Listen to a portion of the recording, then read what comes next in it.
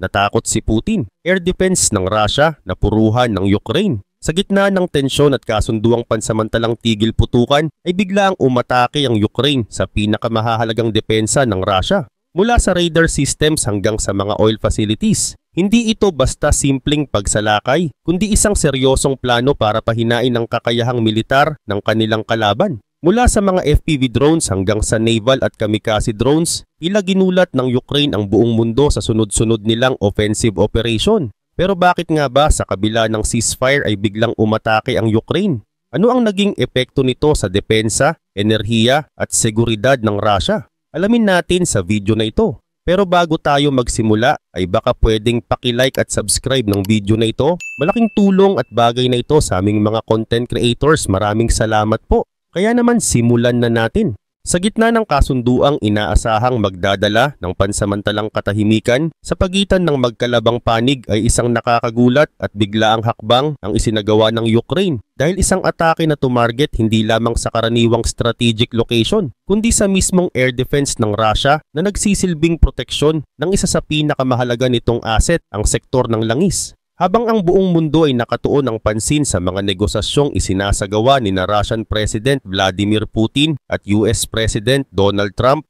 ay sinamantala ng Ukraine ang pagkakataong ito upang isakatuparan ng isang planong matagal na palang inihanda. Isang operasyon na hindi lamang maituturing na simpleng paghihiganti, kundi isang maingat na strategy upang buwagin ang mga pundasyon ng depensa ng Russia at buksan ang landas para sa mas malawak pang serye ng mga pag-atake sa mga energy facilities nito. Ayon sa ulat ng Euromaidan Press noong March 24, tiniyak ng Ukraine na bawat segundo bago formal na mapirmahan ng kasunduan ay magagamit upang ilunsad ang sunod-sunod na offensive na direktang sumasalakay sa mga critical infrastructure ng Russia. Sa madaling sabi, habang ang mga opisyal ay abala pa sa pagpupulong upang pag-usapan ang mga kondisyon ng ceasefire, ay agad nang isinagawa ng Ukraine ang isang malawakang pag-atake na tumama sa pinakaimportanteng bahagi ng depensa ng kalaban, ang mga radar at missile systems na siyang nagsisilbing panangga ng Russia laban sa mga posibleng airstrike. Samantala, ang pinakaunang lugar na tinamaan ay ang rehiyon ng Belgorod na matatagpuan sa mismong hangganan ng Russia. Sa lugar na ito, inilunsad ng Ukraine ang kanilang ground assault noong March 18 gamit ang daan-daang sundalo at ilang tangke. Eksaktong araw kung kailan inihayag ni Putin ng pansamantalang tigil putukan. Ayon sa pahayag ng Russia, napigilan umano nila ang nasabing offensive. Ngunit batay sa mga pangyayaring sumunod ay lumalabas na bagamat maaring naapula ang ilang bahagi ng pag-atake ay hindi nila nagawang protektahan ang isa sa pinakaimportanteng elemento ng kanilang national security, ang pagbagsak ng kanilang air shield. Sa unang bugso pa lamang ng operasyon ay matagumpay nang nawasak ng Ukraine ang 4 na Pantsir S-1 air defense systems gamit ang swarm ng FPV drones. Ang bawat isa sa mga system na ito ay tinatayang nagkakahalaga ng humigit kumulang $15 million at sa isang iglap ay 4 agad ang nawala. Gayunpaman, ang tunay na kawalan para sa Russia ay hindi nasusukat sa halaga ng pera kundi sa kapasidad ng depensa dahil ang Pantsir S-1 ay kilala sa kakayahan nitong tumarget at pabagsakin ang mga drone, missile at maging ang mga eroplanong umaatake. Kapag 4 ang sabay-sabay na nakapuwesto at gumagana, halos imposibleng makalusot ang anumang uri ng aerial strike. Subalit sa pagkakataong ito ay mabilis at epektibo itong na-neutralize ng Ukraine. Ngunit dito pa lamang nagsisimula ang mas malalim pang bahagi ng kanilang plano. Kasunod ng pagkawasak ng mga Pantsir S-1 systems ay agad na isinagawa ang ikalawang bahagi ng offensive, ang Stage 2, na layong in-neutralize ang isang Niobium SV radar system na isa sa pinaka-advanced at modernong kagamitan ng Russia. Kilala rin ito sa kakayahang makadetect ng mga sasakyang panghimpapawid at misil mula sa layong halos 400 kilometers at kapag ito ay gumagana ng maayos ay mabilis nitong naipapaabot ang babala sa mga missile launcher upang makapaghanda laban sa anumang banta. Sa ganitong paraan ay nagsisilbi itong mahalagang mata at tainga ng buong air defense ng Russia. Ngunit dahil nauna nang napatumba ang mga Pantsir systems ay nawalan ng proteksyon ng Niobium SV at naging bulag at bingi sa mga paparating na drone. Kaya nang ito ay salakayin ng Ukraine gamit muli ang kanilang FPV drones ay halos wala itong naging kakayahan upang ipagtanggol ang sarili. Bukod pa rito ay nasira rin ang kakayahan nitong mag-jam ng signal ng mga drone na naging dahilan upang ito ay bumagsak ng halos walang kalaban-laban at hindi man lang nakapaghiganti. Kaugnay pa nito batay sa mga kumalat na footage sa social media at sa ilang independent sources ay makikitang mismong mga drone ng Ukraine ang kumuha ng video habang binobomba ang Niobium SV na isang malinaw at makapangyarihang ebidensya ng panalo ng Ukraine sa isang labanan na hindi lamang pisikal kundi technological din ang dimensyon. At kung ang mga target na ito lamang ang nasira ay sapat na sana ito upang ituring bilang isang malaking tagumpay para sa Ukraine. Ngunit sa mga sumunod na pahayag at maging sa tono ng kilos ng militar ng Ukraine ay malinaw na ito ay bahagi lamang ng mas malawak at mas malalim na strategy. Lalo na ngayon na mas bukas na ang himpapawid ng Russia para sa mga susunod pang offensive ay isang realidad na tiyak na ikinababahala ng Kremlin. Ayon mismo kay Ukrainian President Volodymyr Zelensky, handa silang gumanti anumang oras, lalo na kung muling lalabagin ng Russia ang kasunduan sa tigil putukan at aatakihin ang kanilang mga facilities. Sa katunayan, matapos masira ang Niobium SV radar system na isang pangunahing bahagi ng depensa ng Russia laban sa mga aerial attacks, ay tuluyan nang naging vulnerable at exposed sa panganib ang susunod na target ng Ukraine.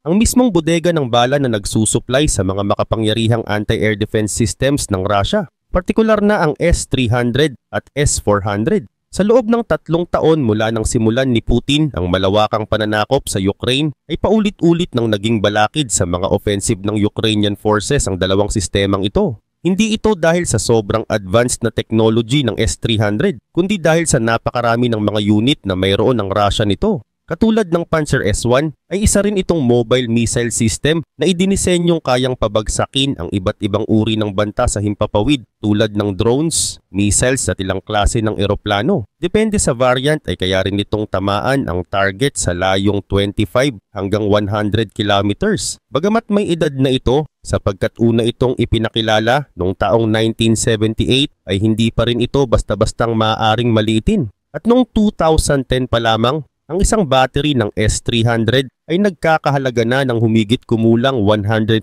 million. At bagamat mas mura ito para sa Russia dahil ito ay sariling gawa nila, ay hindi pa rin maikakaila na ang pagkawala ng kahit isang unit ay tiyak na isang napakalaking dagok sa kanilang military defense. Sa kabilang banda ay mas delikado at mas moderno ang S-400 kumpara sa S-300. Ito ay mas mabilis sa pagtugon, mas malawak ang naaabot na layunin at mas deadly ang epekto. May kakayahan din itong maglunsad ng 4 na klase ng missiles at isa sa mga ito ang tinatawag na 40N6E na may kakayahang tamaan ng target kahit ito ay nasa layong halos 400 kilometers na isang distansyang halos imposibleng abutin ng karaniwang armas. Bukod pa roon ay isa rin ito sa mga sistemang madaling ilipat mula sa isang location patungo sa iba pa sapagkat ito ay ginagamit ng malalaking trucks na kayang mag-deploy ng missile system sa loob lamang ng 10 minuto.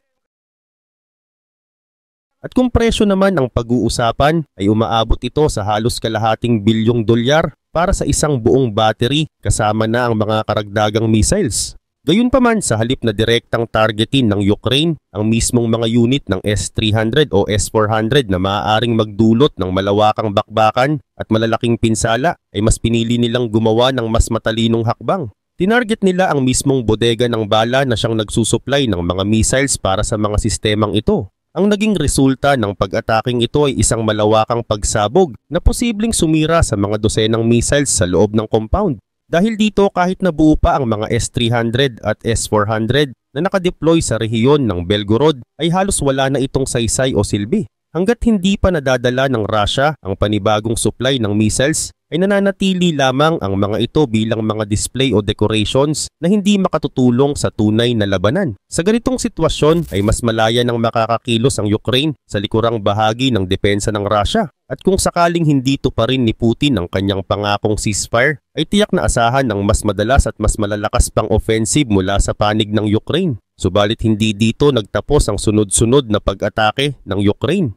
Matapos ang matagumpay na operasyon sa Belgorod, ang sumunod namang tinarget ay ang rehiyon ng Zaporizhia. Ito ay isa sa mga unang lugar kung saan naganap ang matitinding sagupaan noong simula pa lamang ng pananakop. Bukod pa roon dito rin matatagpuan ang isa sa mga pinakamalalaking nuclear power plants sa buong Ukraine. Simula pa noong March 2022 ay nasa kontrol na ito ng Russia. At dahil sa paulit-ulit na pambobomba ng kanilang mga puwersa sa lugar, ay ilang beses nang nabahala ang buong mundo sa posibleng panganib ng isang nuclear crisis. Kaya naman isa ito sa mga pangunahing lugar na nais mabawi ng Ukraine. Ngunit bago iyon ay kailangan muna nilang alisin ang mga aerial defense na nagsisilbing hadlang sa kanilang drone at missile strikes.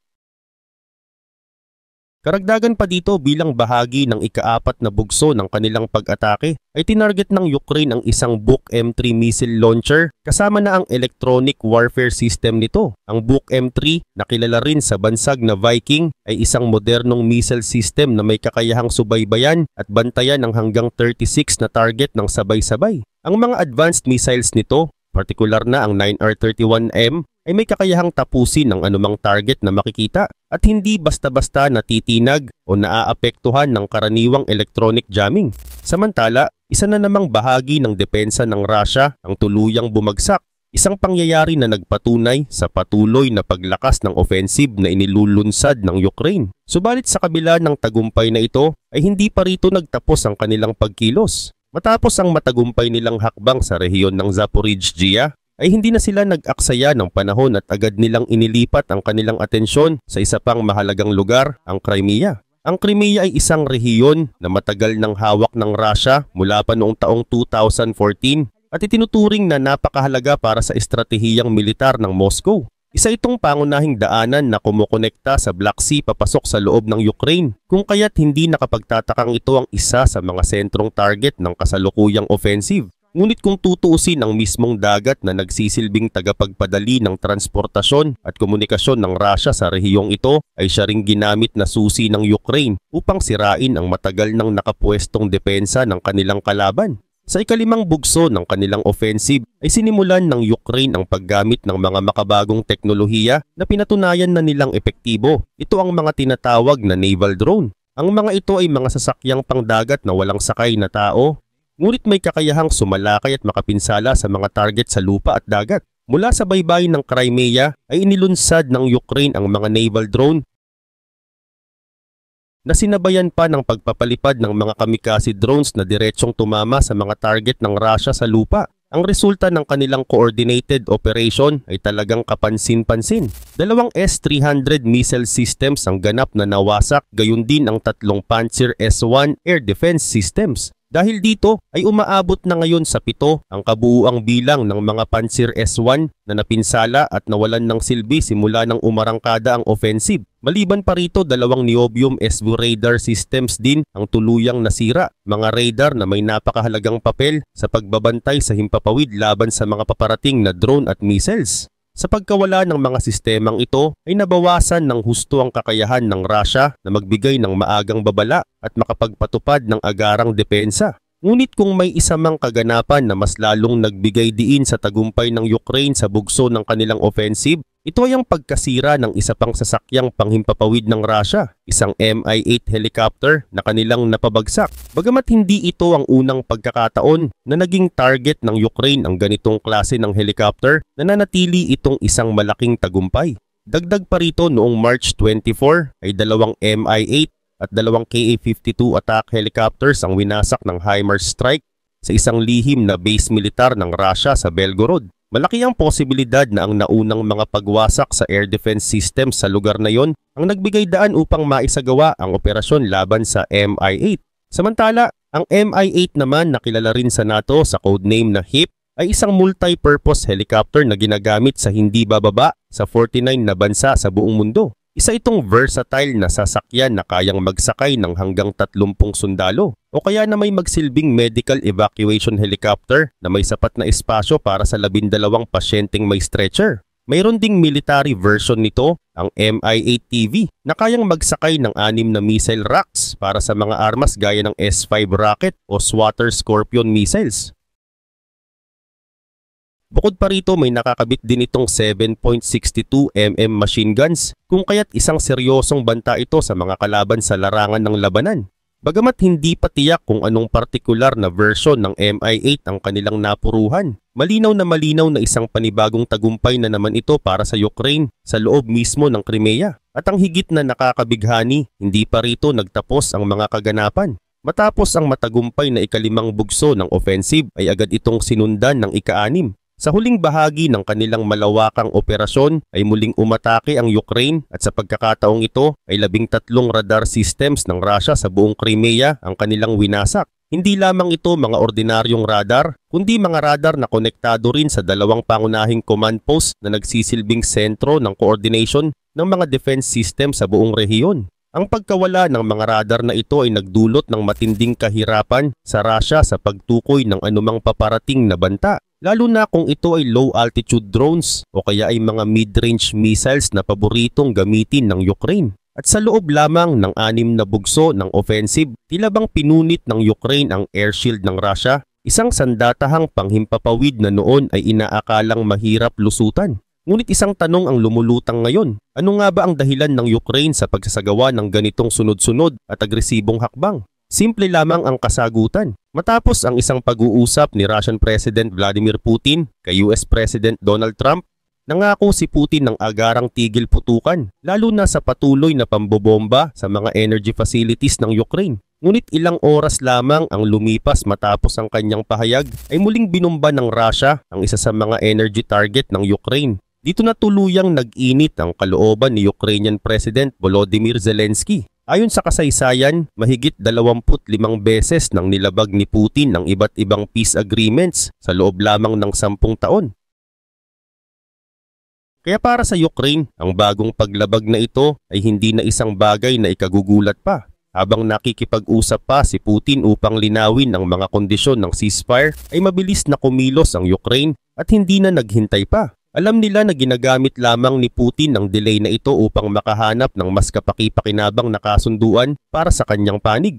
Habang nagpapalipas ng oras ang kampo ng Russia, sinamantala ito ng Ukraine upang isagawa ang mga plano nila. Isa sa mga pinakaunang tinarget nila ay ang Engels Air Base, isang base militar na matatagpuan sa rehiyon ng Saratov sa Russia, silangan ng Kharkiv. Dito nakabase ang ilan sa mga fighter jets at bombers na ginagamit ng Russia upang magbagsak ng glide bombs sa mga lungsod ng Ukraine. Gamit ang mga puwang na nabuo sa depensa ng Russia mula sa kanilang mga naunang tagumpay, nagpalipad ang Ukraine ng mahigit 20 strike drones na ang layunin ay wasakin ang mga facilities sa Engels Air Base. Ang mga bombs na ginagamit ng mga eroplano sa base na yon ay mga upgraded na version ng lumang Soviet FAB bombs. Hindi na makapagpakawala si Putin ng mga missile mula sa Engels Air Base. Matapos ang isinagawang drone assault ng Ukraine ay sumabog ang buong pasilidad, kasama na ang isang malaking bodega ng bala na sinasabing posibleng naglalaman ng mga glide bomb, cruise missile at long-range missiles. Ang lahat ng iyon ay mga kagamitang orihinal na inihanda ni Putin upang gamitin sana sa patuloy na pag-atake sa mga energy facilities ng Ukraine. Gayunpaman, ang mga plano niyang iyon ay bigla na lamang naglaho kasabay ng pagbagsak ng Engels Air Base. Dito nagsimulang magbago ang estratehiya ng Ukraine. Kung dati-rati ay puro offensive ang kanilang ginagawa, ngayon ay malinaw na lumipat na sila sa mas maingat at mas kalkuladong defensive action. Ang naturang pagbabagong ito sa kanilang posisyon ay hindi basta-basta. Sa pagsira nila sa Engels Air Base, tuluyan nang naputol ang isa sa pinakamahalagang kakayahan ni Putin. Dahil nga sa kawalan ng base na yon, muling nag-adjust ang Ukraine at lumipat sa isang panibagong target. Hindi na sila nag-aksaya ng panahon at agad nilang sinimulan ang offensive operation laban sa industriya ng langis ng Russia. Sa unang bugso ng kanilang pag-atake, tinarget agad nila ang rehiyon ng Saratov sa pamamagitan ng mga homemade na Lyuchi drones na may kakayahang bumiyahe ng halos 600 kilometers ay matagumpay nilang na-target ang isang oil pumping facility sa lugar.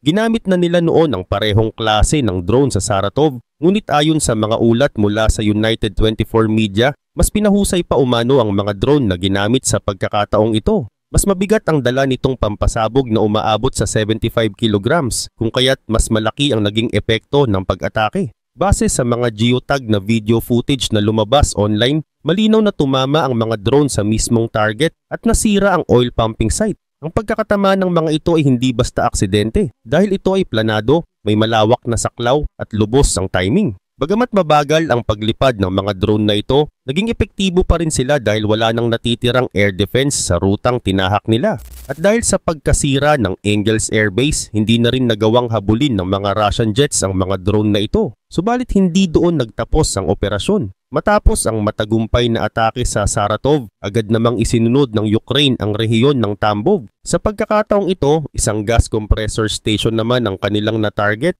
Isa itong mahalagang bahagi ng kilalang Druzhba pipeline na nagsisilbing daluyan ng gas mula Russia papuntang Central Europe. Mahalaga ang pipeline na ito dahil kahit may umiiral na mga sanksyon laban sa Russia, halos 39% pa rin ng gas exports ni Putin ay patuloy na binibili ng Europe.